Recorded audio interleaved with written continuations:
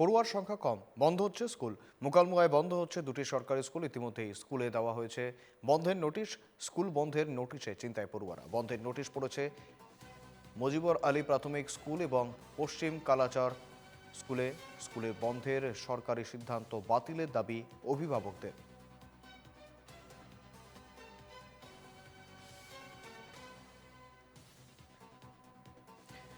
অভিভাবকরা কি বলছেন শুনবো একবার। পশ্চিম কালাচার প্রাথমিক বিদ্যালয়ৰ আজি শুনা পালোঁ যে চৰকাৰীভাৱে স্কুলটো বন্ধ কৰি দিছে, অৰ্ডাৰটো ওলাইছে বোলে। যিয়ে নহওক আমি আগতেও তাৰমানে নলবাৰী ডিষ্ট্ৰিক্ট অফিচাৰ আমাৰ DC ছাৰক এপ্লিকেশ্যন এটা দিছিলোঁ। তাৰে আমাৰ 40-50জন ল'ৰা ছোৱালী আছিল স্কুলত। সেই স্কুলখন এতিয়া শুনা পাই আছোঁ বা অৰ্ডাৰো বোলে ওলাইছে যে স্কুলখন আমাৰ বন্ধ কৰি দিছে। এতিয়া আমাৰ ল'ৰা ছোৱালীখিনিৰ এতিয়া ক'ত যাব বা ক'ত পঢ়িব? সেইটো ছাড়াতো আৰু বেলেগ স্কুল নাই। এতিয়া স্কুলটো আমাৰ লাগে। আমাৰ ইয়াতে হয়তো বহুত চলি পলি আছে, স্কুল নাই, ইয়াতে বহুত দূৰত যাব লাগে। এই স্কুলটো আমাৰ লাগিব।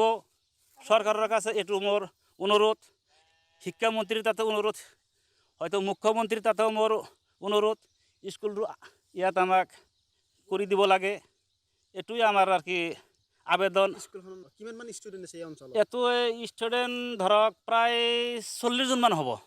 আমার বিদ্যালয়খান আমার লাগে, সরকারের কাছে আমার কাবিনের অনুরোধ, বিদ্যালয়খান যেতে গেলে আমি ইয়াতে থাকবা লাগে। কিমান মান ল'ৰা ছোৱালী এইখনত? আমাৰ ইয়াতে প্ৰায় 70-80 মান ল'ৰা ছোৱালী আছে।